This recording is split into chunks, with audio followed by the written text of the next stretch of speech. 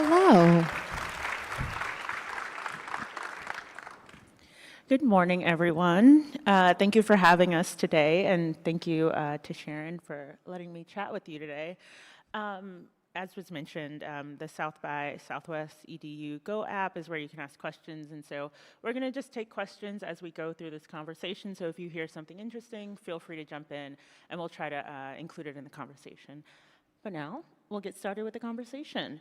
So I want to start with kind of your career transition. You were a long time government and law teacher who left the classroom, and now you spend your time teaching people online. Could you tell us a little bit more about why you stopped teaching in the classroom, what led you to this new career, and what are some of the big differences you see between the classroom and teaching online? Well, the citizens of the internet have money. And they take real-world action on the things that you tell them. Unlike children who have fewer resources, who mostly don't want to be there, right? If you're lucky, you can make them want to be there. But I always wanted to be yeah, there. I believe that you did. You were probably a good student, yes. So it's an interesting landscape because in a classroom, there's a clear division of power. I am in charge, you are not in charge, right? And very few children send you death threats. Very few children, an elected official's husband sent me a message calling me the C word. Oh my goodness. The husband of an elected official. So that didn't happen when I was in the classroom. So that's a little different. But I have found that there are a lot of people who feel like there's so much happening and I don't know how to make sense of it. And I know that you deal with this in your line of work too, where you are helping make meaning for people. Yeah. I mean, understanding government alone, I always tell people, I worked on the Hill for 6 years, and I always tell people I learned a lot more working on the Hill than I ever did in, my civics class. And it's because there's just so much going on, and there's no way you can teach all of that, in a 45-minute period. Right. And a lot of people graduate from high school having taken one semester of civics. Yeah. One semester, and that's the entirety of their education. And you couldn't even fit what has happened in the past 2 months into a semester of civics. That is accurate. That is a true statement. Now I want to shift gears a little bit to your book. In the book, you talk about Septima Clark, whose story you tell in The Small and the Mighty, which is the name of the book. How did you find her story? Why did you choose to write about her? And well, let's start with that. Septima Clark, I would say, is probably one of my personal heroes. If there was somebody that I could have lunch with, it might be her. Mm-hmm. And one of the things that intrigues me about her is how related she is to so many other prominent people in history, and yet we never hear about her story. So Septima Clark was born in 1898 in South Carolina, and she grew up to be a teacher. And at that time, she was not permitted, as a black educator, not permitted to teach in any of Charleston's public schools, no matter who the school served. She had to leave the city of Charleston and move to an island off the coast of South Carolina. And to make a long story short, I do talk a lot more about her story in the book, but to make a long story short, she refuses to give up her advocacy for civil rights. And as a result, she is fired from her job as a teacher. And instead of just saying, I guess that's the end of my teaching career, she decides that she's going to do something else. And she begins teaching adults. She begins teaching willing adults. And some of the people that she teaches are Rosa Parks and John Lewis, people who make the movement possible. So in many ways, Septima Clark becomes the mother of the civil rights movement because in many ways she's giving birth, so to speak, metaphorically, to all of these civil rights leaders who we all know the impact that these people had, but they wouldn't have been able to do that without a fantastic teacher. Yeah.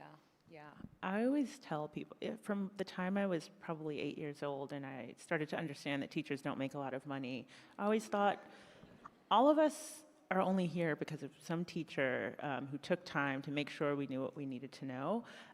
So I think it's interesting to share that story. And if you don't mind, could you drill a little bit more on why you think teaching and education is a really important part of creating change?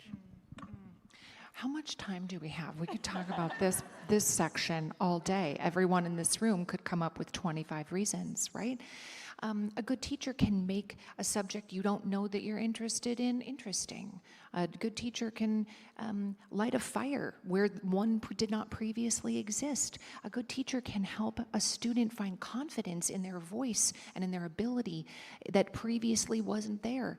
And so very often when we look at some of the biggest change makers in history, they almost always have a teacher that they can point to behind who they became.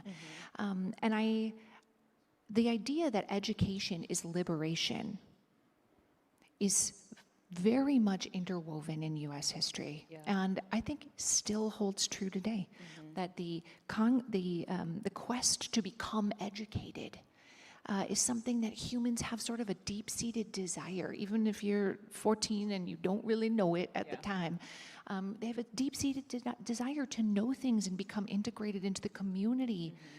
And to me, she perfectly embodies this idea that change is possible when we become educated. And teachers are how we spread a lot of that education. I'm going to pull one of the questions from here that I think fits a little nicely. You talked about, going back to Septima as a historical figure. So one of the questions we have here from Dominic Garcia is, what historical examples best illustrate how connecting with ideological enemies has led to real social change or progress? I love this question because we are now in a very unique political moment. We are in a very unique political moment where both sides feel as though if they associate with somebody who does not agree with them, they are by default tainted. And I know we've talked about this too, about how you have the wrong guest on your media show or the wrong guest on your podcast just to present an alternative view, and you get slammed by the listeners or the viewers as like, that person has the wrong ideas, and thus by default, you are also bad. Your ideas are also bad for platforming this person. Now, I'm not saying that, I do think there are lines in the sand. I'm not saying we need to platform Adolf Hitler here. There are limits to how far we can take this. But nearly all of the important change that has happened in the United States has come through coalition building and consensus building, not from a single individual seizing power and then forcing everybody to get in line behind them. Coalition building and consensus building requires us to work with people with whom we deeply disagree on many issues to make forward progress on a topic we mutually care about. You can see this many times throughout history. The Voting Rights Act is a great example of this, where ultimately the Voting Rights Act passes with strong bipartisan support. It was not just LBJ's Democrats who moved the Voting Rights Act across the line. They also had to bring Republicans into the fold. And the same is true. You can see pieces of important Republican legislation where they bring Democrats into the fold on an important issue. And that's how you make lasting, impactful change, is being willing to set aside your quest for moral purity of like, we must agree on all issues or you're tainted, bad, wrong, and I can't associate with you. Because that is how nothing happens. If I will only work with people with whom I disagree, or with whom I agree on everything, nothing gets done. And the 117th, 118th Congress is a great example of that. Like, where nothing gets done because we refuse to work together. Yeah, no, that's a really, really important point. And I'm from North Carolina, but after college, I've spent a ton of time just kind of in the Northeast, and be it enemies or people who are different, I would always hear the crazy things people would say about Southerners. And, in addition to thinking people have the wrong ideas, there's normally a lot of assumptions there that are incorrect. Our country's full of different kinds of people, so we have to, one, it's best we don't look at them as enemies, but it's important to realize that like what we think doesn't represent everyone, and so we have to be, in conversation and working with these people. Building off of the example you just used, want to go back to Septima Clark and see if you could tell us a little bit about why she thought it was a good idea to work with her enemies. Septima Clark has long career in education, both teaching children and teaching adults, and she ultimately kind of gets the best revenge, where she's been fired by the Charleston School Board, and she eventually runs for a seat on the Charleston School Board and wins. And so, how they say that like living well is the best revenge. Getting elected to the group that fired you is actually the best revenge. But Septima lives a long life, and throughout her life, she actually made many enemies. There were a lot of people who really disapproved of what she was up to and what she believed. She did not have the enemy that many of you might have, which is, I hate that guy that microwaves fish in the break room. Right? First of all, if you are microwaving fish, stop immediately. Everyone is talking about you behind your back. And they're all like, oh, Brian, why does he microwave the fish? Right? So that's not what we're talking about, okay? We're not talking about the fish microwaving people. We're talking about people who actually were trying to kill her. Yeah. People who were so violently opposed to civil rights that they were trying to firebomb her house. More than one time, the police catch a gang of people on their way to her home to firebomb her. And she even talks about like how she feels like her life has been spared multiple times, and she doesn't quite know why. Yeah. But when she gets to the end of her long life, people ask her, what have you learned? And she says, I have learned that I can work with my enemies because they might have a change of heart at any moment. And I thought, what a powerful reframe. They might have a change of heart at any moment. And how are your enemies supposed to have a change of heart if you refuse to talk to them? Right? How are your enemies supposed to have a change of heart if you have deleted, blocked, and unfriended them? How are your enemies supposed to see the light if you refuse to even have a conversation with them or have a cup of coffee with them? And so if Septima, who grew up in the Jim Crow South, people were actively trying to kill her, she's being fired from her job, if her position was, I will work with my enemies for the betterment of children, for the betterment of America as a whole, if she can do it, so can we. Yeah, that's a really great description of why she chose that. It reminds me, while I was in graduate school, I took a class on kind of race and democracy, and we discussed all of this difficult stuff, and the class ended on, you're going to have to talk to the people who don't understand. Yeah. And I got so upset with my professor. I don't like that answer. That answer is uncomfortable, but it's true. It is really true. Yeah. And he shared a story of a gentleman who would come to his lectures and just challenge him on all of these things. And he started taking him to lunch. And he said slowly he was able to get that man to see the way he saw it. But I ended class and was like, we spent a whole semester and now I got to keep working to make things better with people who refuse to understand. And he said, yeah, how else are they going to understand? How else will they have a change of heart? I have one other example, if we have a moment. Go ahead. There is a woman who is from Alabama who is very, very prominent in the civil rights movement. She is a white woman named Virginia Durr. And her husband, Cliff Durr, was actually an attorney who was the person who bailed Rosa Parks out of jail. So they're the couple that people called when they were in trouble, like Rosa Parks called. Virginia Durr grew up in a family that enslaved people, and she grew up a product of the South. She describes how her grandmother had this beautiful stately home with the pillars and the stereotypical plantation home. And she grew up thinking all of the people that her family had enslaved, they loved it. because they were nice to great, her. yeah. They were so nice to her as a child, so her perception was, there's no problem here, Yeah. right? So when Virginia grows up and she goes to Wellesley to go to college, they have assigned seating at lunch. And she is assigned to sit with an African-American student. And she says, but I'm not going to be doing that. And the Wellesley administration was like, that's your assigned seat. And she's like, my father would kill me. My father would kill me. I can't possibly sit at that table. And Wellesley was basically like, that's the table. Yeah. So you're going to sit there or you're going to leave. And she ultimately chooses to sit there. Over the course of that year, develops a relationship with this woman, and then has a change of heart and becomes one of the biggest supporters of the civil rights movement.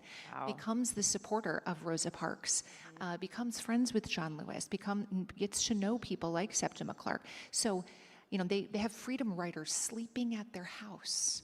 And so imagine if that young woman who was tasked with sitting with a white supremacist, and this is not to say that the black students need to bear all of the responsibility, but imagine if there had not been a willingness to work with somebody with whom you were different. Virginia Durr would not have had the opportunity to have what psychologists now call a Virginia Durr moment, which is where there's like a moment where you realize that you have been wrong and you have a change of heart and you make change moving forward. How would she have ever gotten to that point if people had not been willing to work with her? Yeah, and you have to imagine the African-American student, knew that she didn't want to sit with her and still was willing to build a relationship with her after that. Credit to her. Yeah. So I want to, I just moved. I wanted to work in, one of the questions here. We were talking about, and still are, kind of talking to your enemies, talking to people who think differently from you. How do you think social media algorithms contribute to polarization, and what can individuals do to break out of their own echo chambers? And I want to bring that into the conversation because it seems now more than ever, it is really hard to speak to people who disagree with us, and you're able to find a lot more of those people online, and the conversations are not always productive.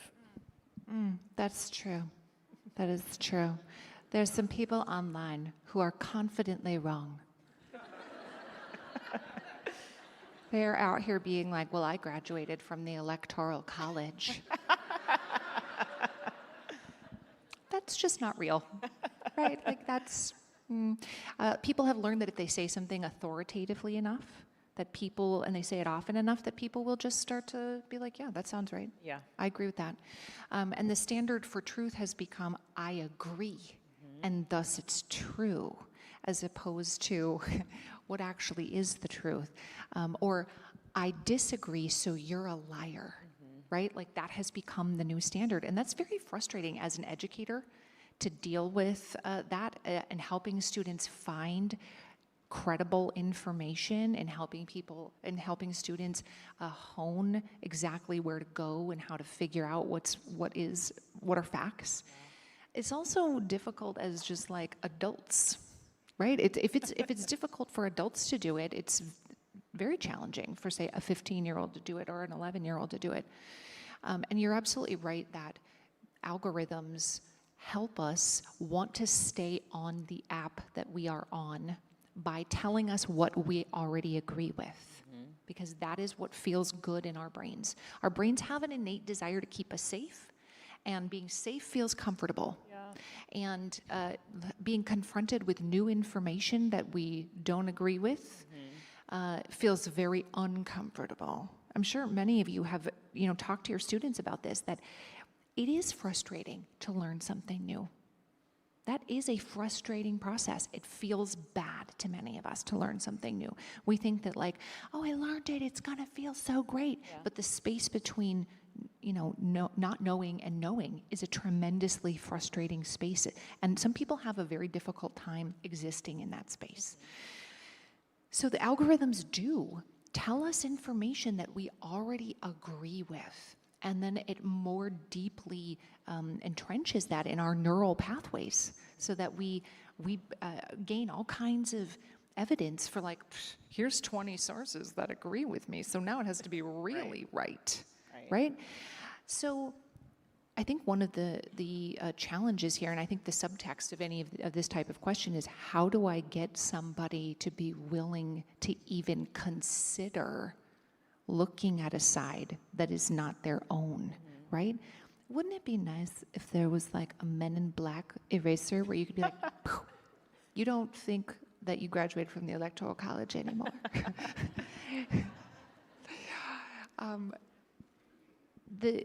This is the frustrating part of this answer, though, is that psychologists have actually studied this pretty extensively. How do you get somebody to go from point A to point B?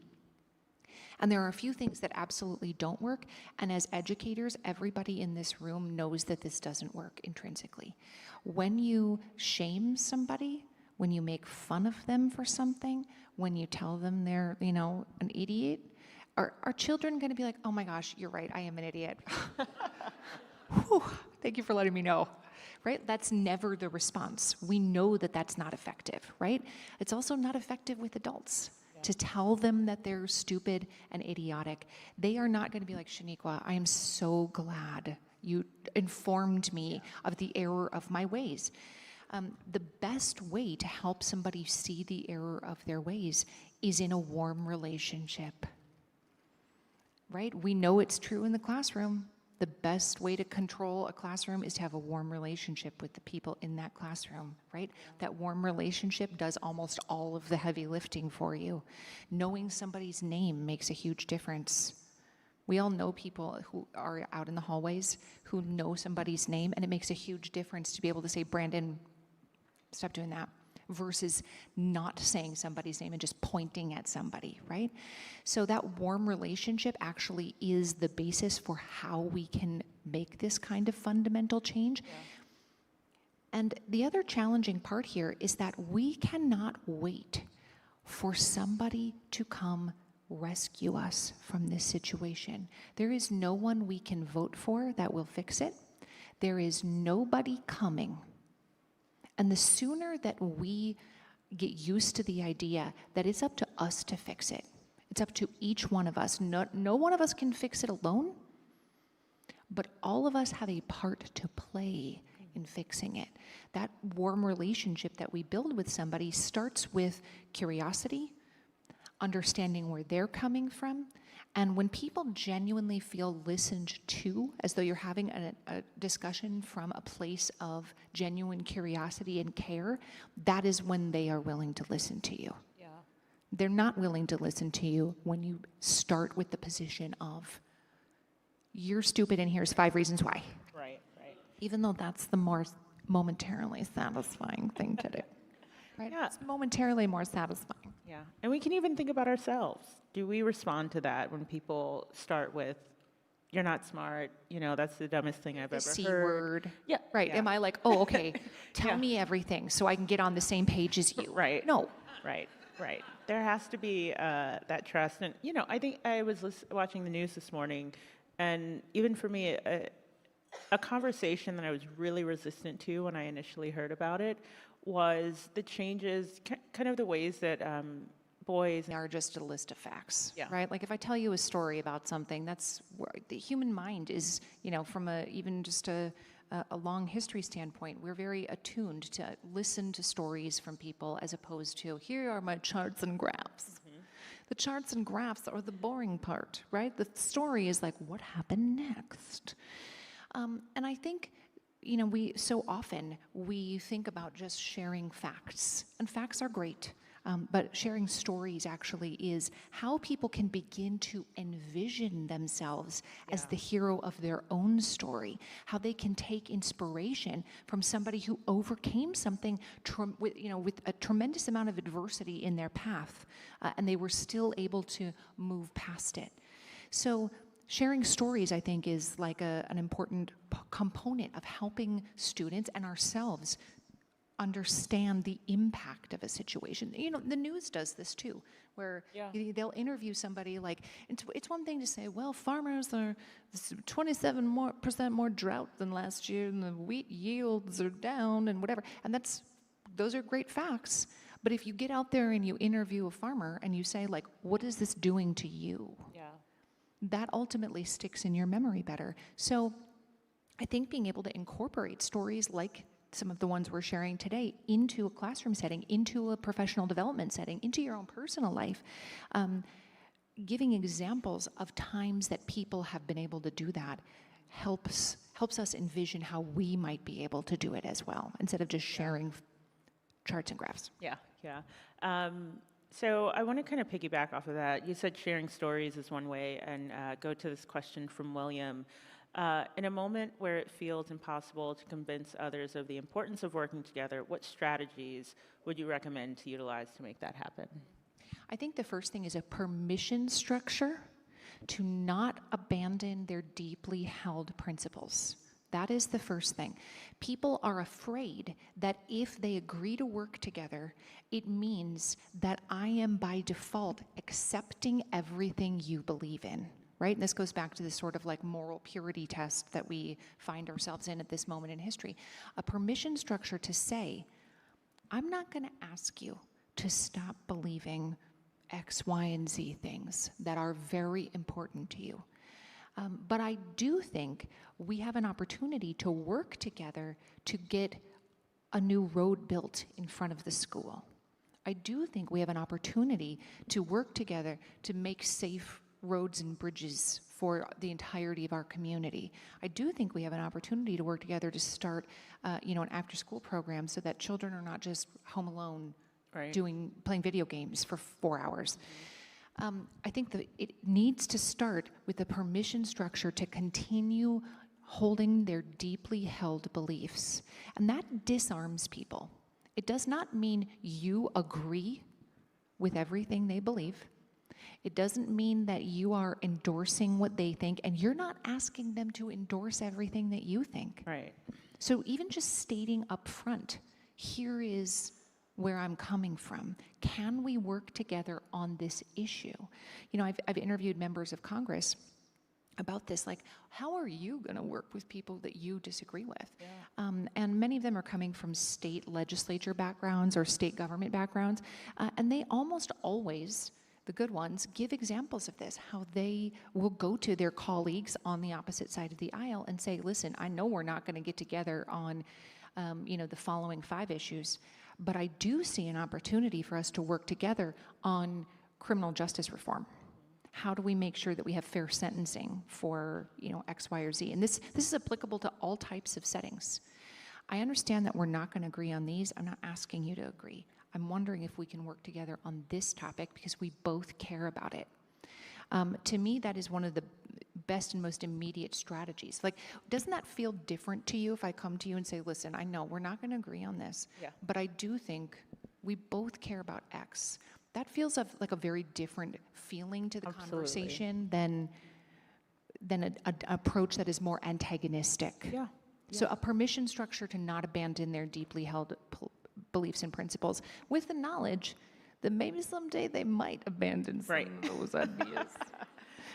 That might be a little more problematic if you can agree to work together on this other issue and they spend time with you and see that you're not off the rails and that you actually have good ideas. Right, yeah. And there's a sense of accomplishment there when you can get something done. Yes, and it sends the message to our communities, to our children, right? Because right now we are reaping what we have sown, where very little is happening when it comes to the public good, to the common good, where we just would rather have press conferences insulting people, right? That's not how we're supposed to conduct ourselves in public. We would not accept that from students in a classroom. Right. We would not accept that in a school building. We would expect our own children, our own students, our own coworkers to be able to work together on X, even if we don't agree about even if we don't agree on, who is the better rapper, right? It's not Drake, by the way, sorry. Well, see, I agree It's with not you, Drake. so Yeah. no fighting there. I want to bring in another question here that I think goes well with this. It's submitted anonymously. How do you determine the line in the sand when you're engaging in these conversations to protect yourself? This is a question I think is a really good one because I hear from people a lot of times that feel like I cannot work with somebody who views my very existence as not worthy, who views my very existence as a threat to them. And we can all think about these sort of these sort of moral panic issues that we are debating in culture right now. So I very much understand where the question asker is coming from on this. Like, how do I work with somebody who is an overt racist? Or how do I work with somebody who doesn't think that my family is valid? Or, whatever concern somebody has. I think the first of all, your physical safety, of course, is a line in the sand. Yeah. Nobody thinks you should be involved in an abusive relationship in which your physical safety is at risk. That's a definite line in the sand. Secondly, I also think we have to consider, that there is a larger good that is being served, and are we willing to, we can ask ourselves, are we willing to talk with somebody who has a diametrically opposed opinion for the good of all of us and potentially for their good in the future, right? I'm sure many of you are familiar with Daryl Davis. You know who he is. He is an African-American man who has spent his career befriending members of white supremacy groups. Not because he thinks their ideas are good, but because he thinks their ideas are bad. And he understands that he is not going to disarm them when, with a stance that is saying, you guys are idiots. And that's not saying everybody has the same calling. Everybody has their own sort of important role to play in the broader context of society. He views this as his calling, and he has actually been able to help a number of people leave these sort of white supremacy organizations. That's not everybody's calling, and that's okay. I think another important thing here to remember is that everybody has a different passion, and we can't all do everything, and that is how it actually is supposed to work. Right? Don't we sometimes feel like the problems of the world are so enormous and my ability to attack them is so limited? I'm just a single individual who makes $0 per year. And how am I supposed to fix child hunger and, all of these enormous issues that we're facing? I think it's okay to give yourself permission to care deeply about a topic and to work feverishly on that topic. Yep. And to let other people work on a different topic and for that to be their thing. And in that way, we can help prevent burnout and exhaustion by not feeling like we have to devote 24/7 of our lives to attacking every problem that exists. And I firmly believe that the things that you care deeply about are given to you for a reason. You have special skills, you have special perspectives on the topics that you care deeply about. And those are things you're supposed to move the needle on, right? Some of us care deeply about at-risk youth, some of us care deeply about child hunger, some of us care a lot about reading scores, and those are all important topics that need to be addressed. And it is okay for some of us to do some things and other people to do other things. And we cannot let the enormity of the world's problems keep us from taking action on something. Exactly.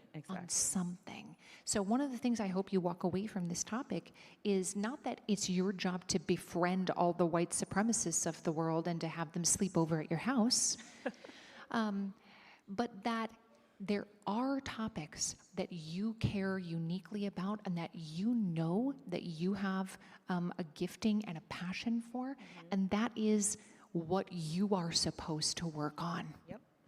And let other people work on other things and support them and care about their efforts, but it's okay to do your thing. Yeah. And then if everyone does their thing, yes, we have a better world. That's what we need. We need everybody with permission to do what they're good at. I am not going to help you with your physics homework, right? Like if that's my job, then we're in a heap of trouble. I'm good at other things, turns out. I want to pull one more question in, and I'll get back to the questions I have here, but I think it kind of continues this conversation. And it's from Jessica Herring-Watson. Many educators work in states where they aren't trying to be anyone's enemy, but are called indoctrinators for teaching facts. What's your advice to them? And the reason I wanted to kind of bring this in is we've talked about how do we work with others, but sometimes others don't want to work with us. Mm-hmm.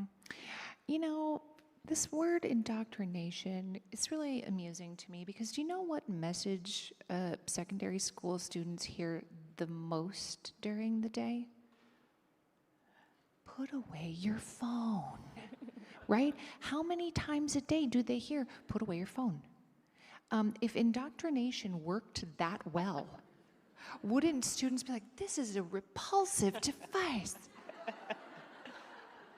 I have been indoctrinated, right? If indoctrination worked that well, wouldn't everybody be out here doing their homework? Yeah. Right? And like studying for the test and not hitting each other at school?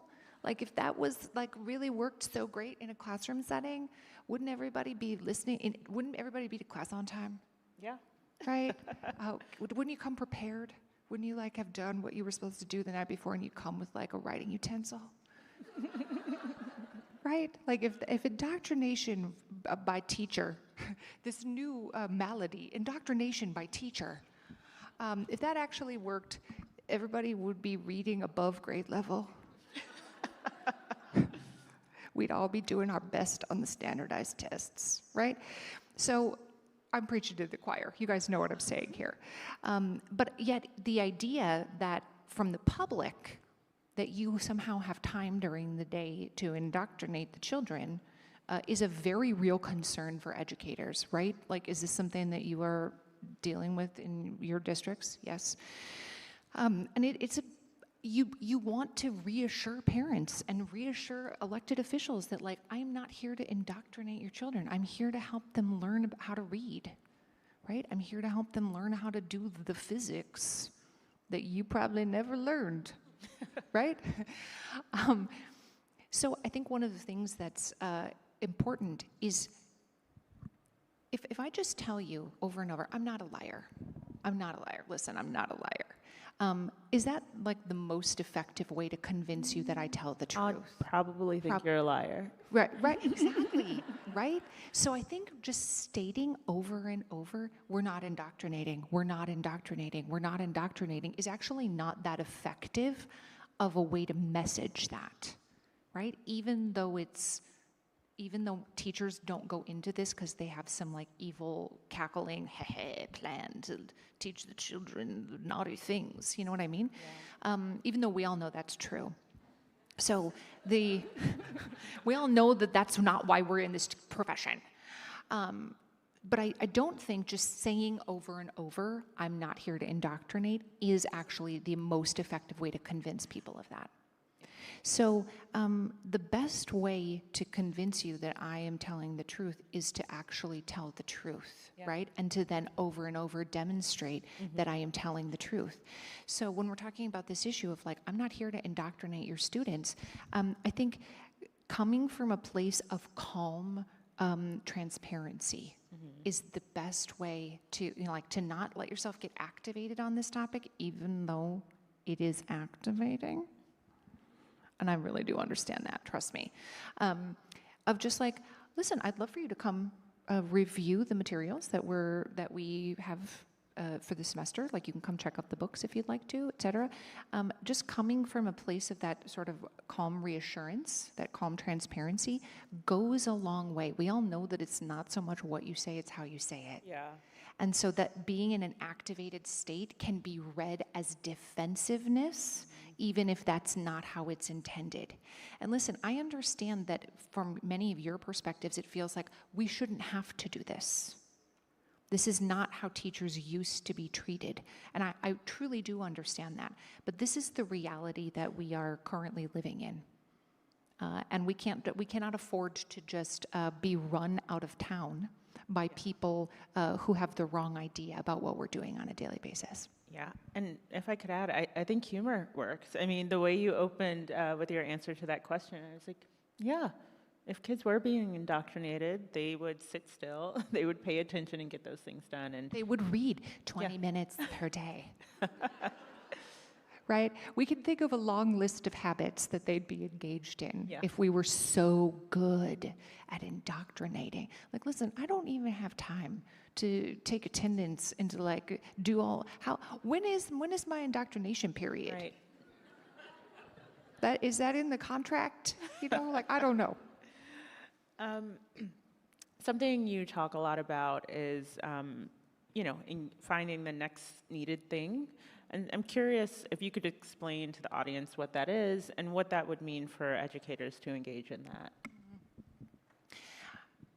The state of education is a challenging one to operate in. And I'm certainly not telling anybody here anything new, right? It's a challenging moment to be an educator. And it's, going back to this, what I was just saying a few minutes ago, that there are so many things that need to be addressed. Some of you work in schools where the children don't come to class with materials that they need because their family legitimately does not have the ability to provide them. Some of you work in schools where you are bringing the snacks because the kids don't have them. Some of you are working in really beautiful schools where the children have everything that they need and their parents care deeply and are showing up at the meetings and berating people, right? I think rather than allowing ourselves to feel paralyzed by the enormity of the challenges, that we can each choose every day, and sometimes this is like a moment-by-moment thing, to do the next needed thing. And this is true in our own personal lives, this is true in our classrooms, this is true in our personal relationships. Many of the change makers throughout history have made big changes by continuing to do the next needed thing. Not because they had a 5-year plan, right? Like when the Montgomery bus boycott got started, they were like, let's try it for a day and see how it goes. Let's try it for a weekend and see how it goes. Let's keep it going. We're making a difference. And ultimately, it was doing the next needed thing. And it was the collective effort of doing the next needed thing that ultimately leads to large-scale change. It was not people throwing up their hands and saying, you know what? It'll never change. I think when we arrive at that posture of, I am a single individual, what power do I have to make change? That is how they win, right? We have to have hope that what we do matters. We have to have hope that who we are becoming matters. We have to have hope that who we are matters. And that hope is not a feeling that we are waiting for. I think too often we think hope is this, feeling that will descend from the sky, and we'll wake up in the morning and the skies will be blue and the birds will be chirping and we'll just feel like this incredible sense of hope. And then when that doesn't happen, we feel like, well, it's hopeless. Right? Do you guys know what I'm saying here? It feels hopeless. But throughout history, the people who have made important change have chosen to have hope. Hope is a posture that they orient themselves to. It is an action that they are taking on a daily basis. It is a positive vision of the future. So doing the next needed thing is a way to sort of encode that posture in your mind. That if I just put one foot in front of the other, tomorrow I can decide what the next needed thing is. The beauty of this is that this is an approach that is available to all of us. We don't need bank accounts with a lot of zeros. We don't need a famous last name. We don't need to have high elected office. We don't need to have 1 trillion followers on the YouTubes.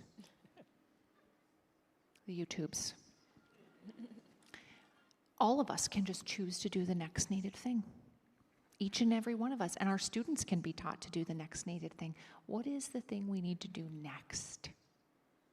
And that actually helps us feel that sense of forward progress, like you were just talking about, that sense of what I am doing makes a difference if we just keep doing the next needed thing. Over and over throughout history, important change has happened by groups of people doing the next needed thing. And that is something you can walk out of here and tuck into your pocket and bring back to your classrooms and your homes. You can just choose to do the next needed thing every day.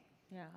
I'm going to bring another question in, and you just mentioned kind of instilling that in students as well. And so a question we have here from Maya Al-Media, I hope I'm saying that right. I work in higher ed, student engagement. How do we encourage or convince student leaders to work together with students who annoy them or they don't agree? And one thing I'd just add to that is just generally, the next generation has to be willing to engage in approaching problems in this way.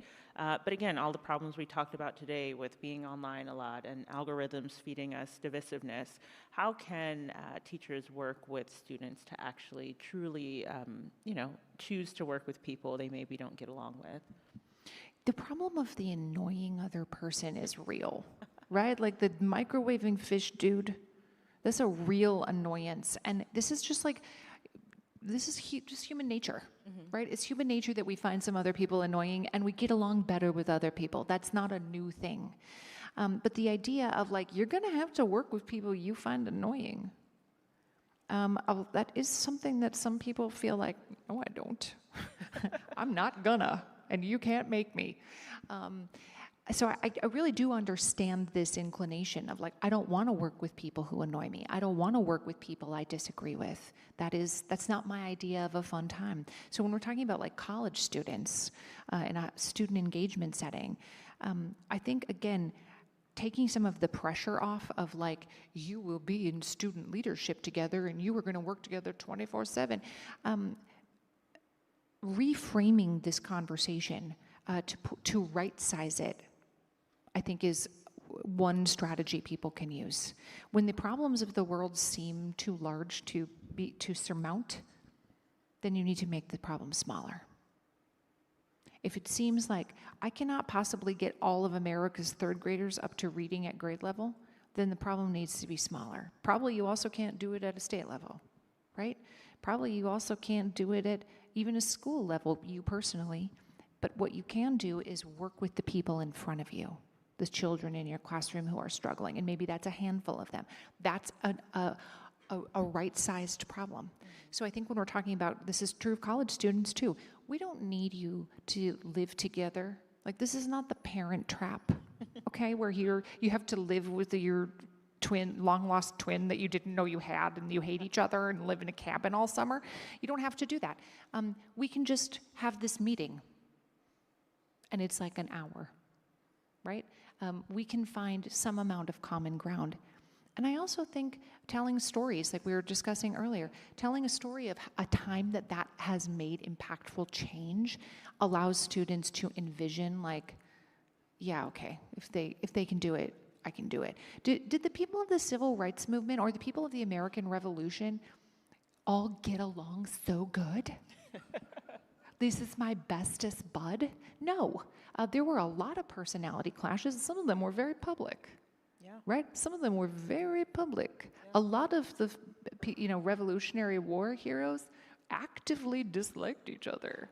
And they wrote about it in the newspapers. Yeah. And they called each other names. But they were still willing to work together for a common cause. So identifying what the common cause is also can help increase buy-in. We're identifying the common cause of, at a college level, we want to lobby our state legislature to increase funding for student scholarships or whatever it is. Identifying the common cause helps bridge that gap as opposed to he's your new best friend. Yeah, that's such an important point. You think to the civil rights movement and Martin Luther King, wanting to employ nonviolence, and some of the younger folks, I mean, he was young himself, but younger folks feeling like that wasn't enough. We're standing in the face of violence. We need to meet violence with violence. And so there's disagreement there, but they all knew that they were working toward the same goal. This question kind of goes back to the indoctrination question, but a little less on indoctrination and just kind of other people seeing teachers as the enemy. Do you have any advice for teachers who are overwhelmed with negativity they're receiving from parents, school board, or even politicians as they're trying to, let's say they are actually trying to work with their enemies, as you say? How can they do that when they're facing this kind of pressure? I know the pressures are so numerous, and there are so many teachers who have left the profession, and that puts even more burden on the teachers who stay in the classroom, right? It means filling in more if you don't have a large enough number of subs. I mean, I don't need to tell you all of the ways that it puts pressure on the people who are still in the classroom. So I see you, and I get it. I really do.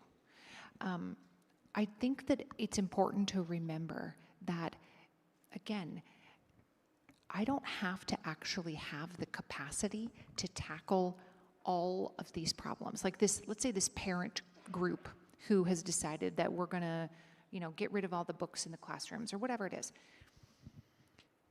I don't actually have to have the capacity to deal with that entire group today. I can just keep putting one foot in front of the other and showing up for the kids who need me today. And tomorrow, maybe my capacity will grow. Maybe it won't.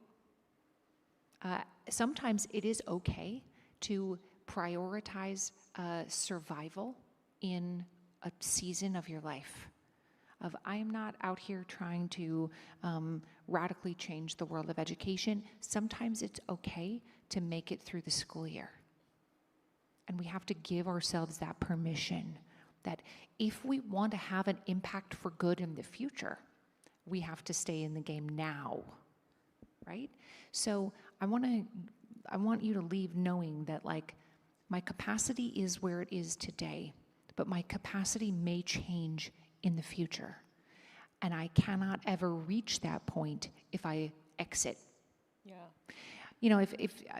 When I started teaching, I walked into the classroom on my first day as a teacher believing I was Michelle Pfeiffer in Dangerous Minds. Okay? I was going to turn these hooligans around. We were going to be reading Bob Dylan in the park. I was going to take them out to fancy dinners. They were going to learn manners. I was going to change their lives. That's really... So I walk in on the first day, no seating chart, no plans. I mean, I had lesson plans, but it started out wrong with no seating chart, right? And I asked everybody, like, hey, would you mind finding a seat? We're going to get started. So friendly, like so outgoing. And I was wearing a purple velvet maxi skirt from Limited. And this was like my adult teacher outfit and a gray blazer. And I was like, I'm a real grown-up now. So I asked everybody to sit down, and they all just kind of sat down, and they just were kind of looking at me because I'm new, right? Like, who is this person? And I'm approximately 14 years old, like some ridiculously too young number to be in that setting. And there was one boy who was in the back of the classroom who was refusing to sit down, and he was just kind of leaning against the chalkboard. And I was like, hey, would you mind finding a seat? We're going to get started. So friendly. And he looked at me and said, I'm not going to sit down, you ugly, wow. Pick a really mean name that starts with the letter W. And I was like, ugly? How dare you? How dare you? I was very offended. And I was like, this is a purple maxi skirt from the Limited, which was like an expensive store for me in my mind, right? Like I'd gotten a fancy clothing item. That boy was later shot. He did not die, and I did not shoot him. It was not me, okay? But he was out of school for several months and rehabbing like the bones in his lower leg. And when he came back to school, I got a notice from attendance where the attendance was like, so-and-so's back in your school today. And I'm like, but why? Why is he back in my school today? And he came in and he pulled me to the side. He's like, I just want you to know that I don't really think you're an ugly. And I was like, well, that is a very big relief. because I have been lying awake at night worried that that was your opinion of me. And he spent the rest of the semester being the classroom police. And we all know that the best thing is for the children to police each other, right? That's the best thing. And he would hold up his finger and be like, psst, if somebody said something out of line. And you know the kids were afraid of him because they knew that he'd been shot, right? He knew people. So I don't know who he knows, so I'm just going to shut up. So he would, psst, if somebody started, like, even if they were groaning about, I don't want to do this, whatever assignment. Psst. Yeah. So my point is, if I had just allowed him to sort of stay where he was and judged him as a person who was always trouble, who was never going to, I'm never going to be able to work with him. He's my enemy, right? Yeah. He called me a terrible name on the very first day of school, an undeserved terrible name. If we had never learned to work with each other in whatever capacity, you know, we did go on to have a good relationship, and he ended up taking one of my elective classes later. He would probably be in a very different place, and honestly, so would I. Yeah. Right? I am changed for the better because I have worked with somebody with whom I disagree. It's not only the other person that we hope to change. We too can be changed for the better by forging those relationships. I'm a better teacher because of that interaction with him, even though it was an undeserved insult to me. I am better for having been willing to entertain the idea that we could forge a relationship. Yeah, that is beautiful. We just have time for one more question, so I'm going to take the liberty of asking it. But just want to say, this has been a delight. We met for the first time backstage in person, and so it's been wonderful hearing all of your stories, getting to know you through this conversation, and I hope we can continue to get to know each other. The last question I want to ask you, in the midst of, you know, what feels like a lot of darkness right now, it feels really hard to figure out how we can make positive change and have a positive impact. What is giving you hope right now? I'm actually very bullish on Gen Z. I actually think Gen Z has a tremendous amount of potential, right?